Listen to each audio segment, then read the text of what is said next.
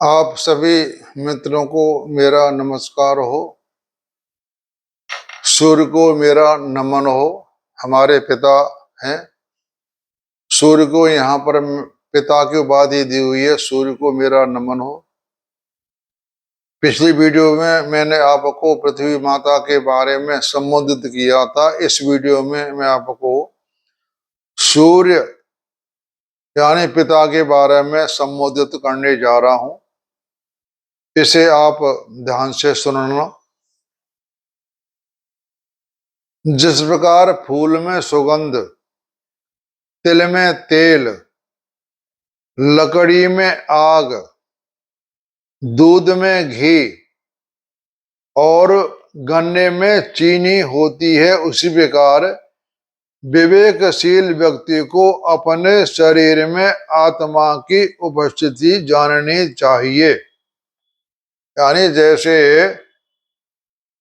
फूल में सुगंध है, तिल में से तेल निकलता है, गन्ने में मीठा यानी चीनी या गुड़ निकलती है, दूध से घी निकलता है, उसी प्रकार हमारे शरीर में जो आत्मा है निवास करती है, उसी तरह से आत्मा हमारे अंदर रहती है। हमसे आत्मा अलग नहीं है। यानी मेरा कहने का मतलब यह है कि आत्मा जो है सर्वव्यापी, आत्मा या परमात्मा सर्वव्यापी होता है। यह हर जगह रहता है। यानी कहने का मतलब यह है कि हम जो भी प्राणी मात्र या जो भी दिखाई दे रहा है वो हम सब परमात्मा के अंदर बैठे हुए हैं। अब परमात्मा को आप सर्वव्यापी हम कहते हैं, है और है भी। आत्मा परमात्मा सर्वव्यापी, हम उसके अंदर बैठे हुए हैं और हम उसी के सहारे जी रहे हैं। क्या अंदर क्या बाहर, सब जगह आत्मा या परमात्मा का वास होता है। अग्नि, अग्नि सोम माने पानी, इंद्र और वायु के साथ साथ सूर्य नारायण भी वैदिक देवताओं में अति विशिष्ट है। ये सभी देवता उत्तर और पूर्व दिशा में से संबंधित है। आवासीय वास्तु शास्त्र में उत्तर और पूर्व दिशा को शुभ माना जाता है। वास्तु शास्त्र में उत्तर को और पूर्व दिशा को शुभ माना जाता है। सूर्य का प्रकाश और अतुलनीय है। सूर्य देवता को पहले विवस्वन कहा जाता है, यानी चमकता हुआ सूर्य किरणें ऊर्जा से भरपूर होती हैं और लगभग 3 लाख किलोमीटर प्रति सेकंड की गति से चलती है। यानी जो सूर्य की प्रकाश की जो रोशनी है उसकी गति 3 लाख किलोमीटर 1 सेकंड में पार कर जाती है। जो हमारे सूर्य पिता हैं, माता हमारी पृथ्वी है, और जो सूर्य नारायण है उससे हमें ऊर्जा मिलती है। अगर सूर्य ना हो तो पृथ्वी पर कोई चीज पैदा नहीं हो सकती है, क्यों ऊर्जा के बिना कोई जमीन में चीज पैदा नहीं होगी।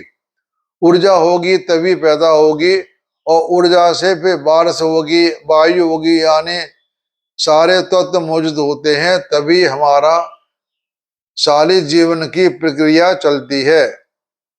सूर्य हमारे ऊर्जा के स्रोत हैं। सूर्य के बिना हमारी कोई जिंदगी नहीं। वेदों में सूर्य को प्रजापति और भूतों का स्वामी कहा गया है। भूत कहते हैं जितने भी प्राणी समुदाय हैं उसे भूत कहते हैं।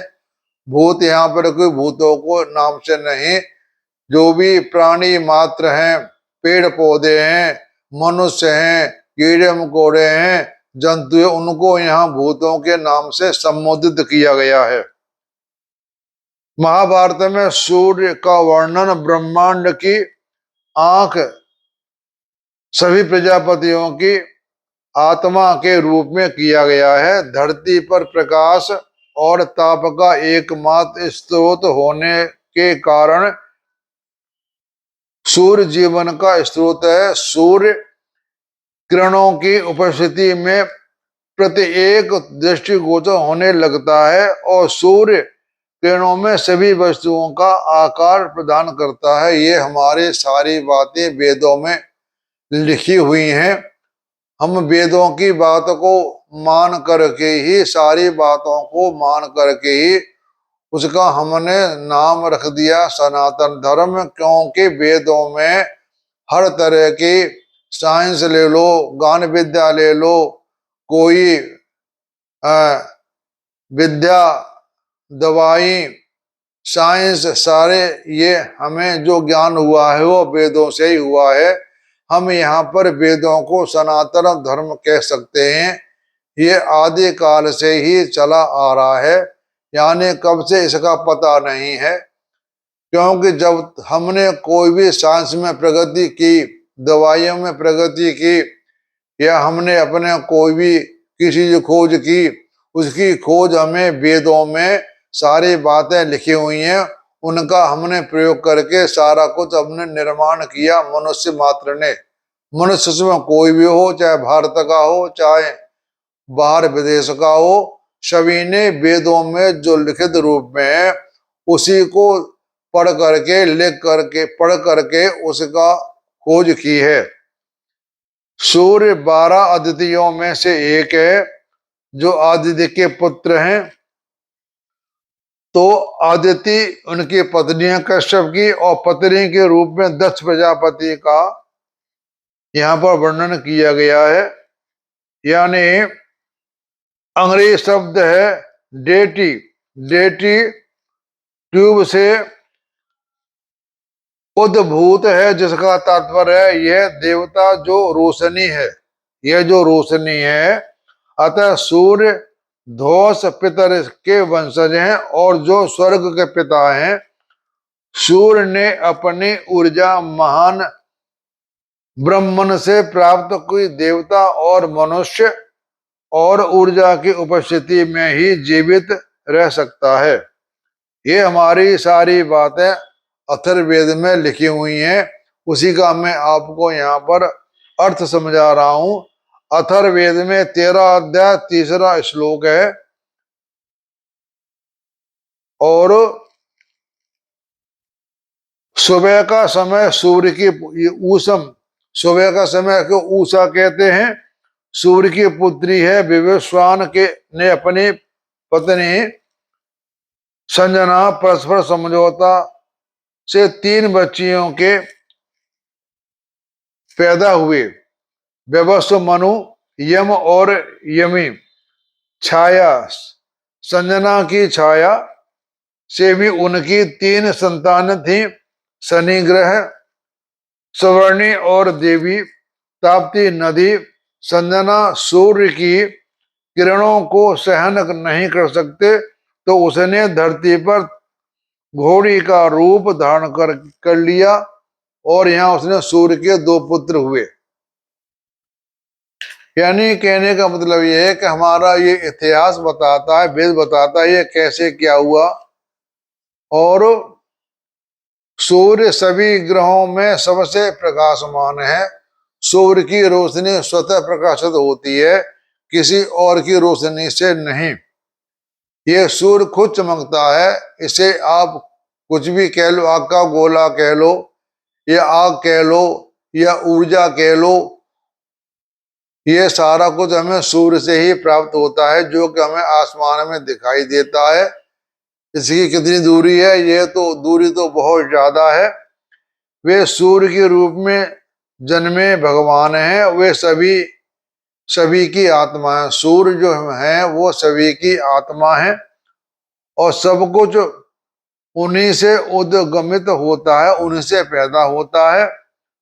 उन्हें जनक जनक कहते हैं, जिससे दुनिया पैदा होती है उसे कहते हैं जनक।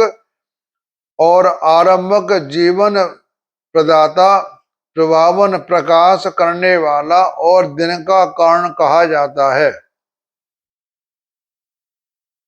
वे जीवन दाता हैं, जबकि उनके पुत्र यम उन सब लोगों के आत्माओं को ले जाते हैं जिनकी जीव अवधि समाप्त हो चुकी है। ये तो एक बाद की बात है, लेकिन यहाँ कुछ बातें कह करके समझ आया गया है। यानी सारा कुछ खेल जो है वो सूर्य नारायण का ही है। सूर्य को सावित्री और उदय अंतकालीन सूर्य को सूर्य कहते हैं। सावित्री का स्वर्ण नेत्र, स्वर्ण हस्त और स्वर्ण चिन्ह रूप में वर्णन किया जाता है। सूर्य देव सफेद पैरों वाले 7 घोड़ों द्वारा खींचे जाने वाला रथ का सवार होकर स्वर्ग का आरोहण करते हैं, ऐसा हमारे लोगों का मानना है। यह अनुमान है, लेकिन इसका हमारे पास ऐसा कोई ठोस प्रमाण नहीं है। यह सब ऋषि मुनियों ने माना है। यह उन्हीं के बातों के अनुसार हम सभी यह बात मान लेते हैं। और सूर्य महान जीवन दाता और गति प्रदाता है। यानी कहने का मतलब यह है कि जो सूर्य की ऊर्जा है वह हमारे महान जीवनदाता और गति प्रदाता हैं। वे सुबह अपनी प्रकाश रूपी लंबी भुजाओं को बढ़ाकर जीवों की नींद से जगाते हैं और प्रतिदिन वे मनुष्य और पूर्ण सृष्टि को नया जीवन देते हैं। जो मनुष्य सूर्य निकलने के बाद खड़े होते हैं उनको कई बीमारियों का सामना करना पड़ता है। इसलिए आप सबसे मेरा अनुग्रह है, जो आप मेरे वीडियो को सुन रहे हैं, आपको जीवन में स्वस्थ रहना है तो सूर्य के निकलने से कम 1 घंटा पहले बिस्तर को से खड़े हो जाएं। आप जिंदगी में कभी बीमार नहीं होंगे। खाना भी सूर्यास्त के बाद खाना ठीक नहीं होता है। वह खाना हमारे शरीर को पूरा फल प्राप्त यानी पूरा फायदा नहीं दे पाता। सूर्य उदय होने के कम से कम 1 घंटे बाद ही कुछ खाना पीना चाहिए। सूर्य अस्त होने से पहले ही खाना खा पी लें। टाइम से सोएं, टाइम से जगें। आप जिंदगी में कभी बीमार नहीं पड़ेंगे। और प्रतिदिन मनुष्य और पूर्ण सृष्टि को नया जीवन देते हैं। उनका प्रकाश ही जीवन है। उगते सूर्य के साथ ही सारा अंधकार दूर हो जाता है और सूर्य की किरणों धरती को उपजाऊ बनाती हैं। सूर्य किरणें ना हो तो धरती हमारी उपजाऊ नहीं बन सकती है। इस कारण वे सर्वभूतों के महान रक्षक हैं। सूर्य को ऊर्जा उनका पित्त है और अपने अति वेग के कारण स्वर्ण कहलाते हैं। त्वष्टा या सूर्य अपने रहस्यमय किरणों को चंद्रमा पर भेजते हैं। अब आपको बात बता देता हूं कि जो सूर्य की किरणें हैं वह गर्म भी हैं और ठंडी भी हैं। ये नहीं कि सारी किरणें गर्म ही गर्म हैं, क्योंकि हमारे शास्त्रों में लिखा हुआ है कि सूर्य जो चंद्रमा है वो सूर्य की किरणों पड़ती हैं, उसके ही प्रभाव से चंद्रमा ठंडा है। अब आप अंदाज लगा लो कि जो जब सूर्य किरणें धरती पर पड़ती हैं तो धरती गर्म हो जाती है और सूर्य ठंडा रहता है। ऐसा क्यों? ये बड़ी रहस्यमयी बात है। इसका हम पूरा पता नहीं लगा सकते हैं, लेकिन हमारे वेदों में लिखा हुआ है कि सूर्य जो नारायण है वो चंद्रमा को ठंडक देते हैं और पृथ्वी को गर्मी देते हैं। इनकी किरणें जो होती हैं गर्म भी होती हैं, ठंडी भी होती हैं। जैसे हमारे जो हम खाना बनाते हैं गैस होती है, उसको हम हाथ लगाते हैं तो ठंडी होती है। जब वह आगे टकराती है अग्नि की रोशनी से तो वह गर्म हो जाती है। यह बड़े अचंभे की बात है कि सूर्य की किरणें इस तरह से ठंडी भी होती हैं और गर्म भी होती हैं, लेकिन उनका टकराने के बाद कुछ जगह ऐसी होती हैं जहां ठंडक देती हैं, कुछ जगह ऐसी होती है जहां गर्मी देती हैं। चंद्र का प्रकाश सूर्य की रहस्यमयी किरणों से निहित है। सूर्य किरणों ही सूर्य किरण ही चंद्रमा के शीतल प्रकाश की मुख्य स्रोत हैं। जो चंद्रमा होता है ये हमारे पेड़ पौधों को ठंडक देता है रात के समय, और दिन के समय सूर्य महाराज हमारे पौधों को गर्मी देते हैं। अगर गर्मी देते रहेंगे तो पेड़ जल के खत्म हो जाएंगे, हम भी खत्म हो जाएंगे। यानी एक गर्म देता है और चंद्रमा शीतलता अमृत बरसाता है, जिससे हर प्राणी मात्र पेड़ पौधे जीते हैं। यानी ये हमारा पिता का कर्तव्य हुआ कि वह पृथ्वी पर आकर के हमारा भरण पोषण करते, अपनी ऊर्जा, यानी सूर्य हमारे ऊर्जा के स्रोत हैं। हम जीवन अपना जो जी रहे हैं, अगर ऊर्जा न हो तो हम इंसान जीवित नहीं रह सकता। हमको माता पालती है, सूर्य हमको ऊर्जा देते हैं। इन दोनों के सम्मत से ही हम पेड़ पौधे जीव जंतु हर प्राणी मात्र जी रहा है। तो ये मैंने आपको सूर्य के बारे में बता दिया कि सूर्य हमारे पिता किस तरह हैं। उसी तरह हमारे जो पिता हैं, जिन माता और पिता के द्वारा हमने जन्म लिया है, तो सूर्य के यानी पिता ही हमारा यहाँ भरण पोषण करते हैं, वही कमा के लाते हैं और खाने पीने की व्यवस्था करते हैं हमारे पिता, और घर में लाकर देते हैं। उसी को माता हमें बड़े प्यार से खिलाती है, सुलाती है। यानी सारे काम माता पिता के द्वारा हम अपने जिंदगी में जीवित रहते हैं। यानी हमारा यही कर्तव्य है कि हम अपने माता पिता की सेवा करें तो हमें बड़ा अच्छा फल मिलेगा। जो इंसान अपने माता पिता की सेवा नहीं करता है, उसका जीवन कभी सुखी नहीं रह सकता, क्योंकि ये तो लेना का देना है। अच्छा करेंगे तो अच्छा मिलेगा और बुरा करेंगे तो बुरा मिलेगा। ये हमारे कर्मों का फल है। इसलिए मैं आप सबसे कह रहा हूं, अपने परिवार का, अपने माता पिता, अपने मित्रों का हर तरह से संबंध रख करके बड़े लाड़ प्यार से रहें और सबको तरफ ध्यान से देखें, गरीबों की सहायता करें और किसी की बुराई न करें। एक मैं आपको बात बता देता हूं कि हमें किसी की बुराई नहीं करना चाहिए, क्योंकि हमें किसी की बुराई करने से हमें कोई फायदा नहीं होता है। जो व्यक्ति बुरा कर्म कर रहा है वो अपना फल स्वयं भोगेगा, हमें उससे क्या लेना देना है।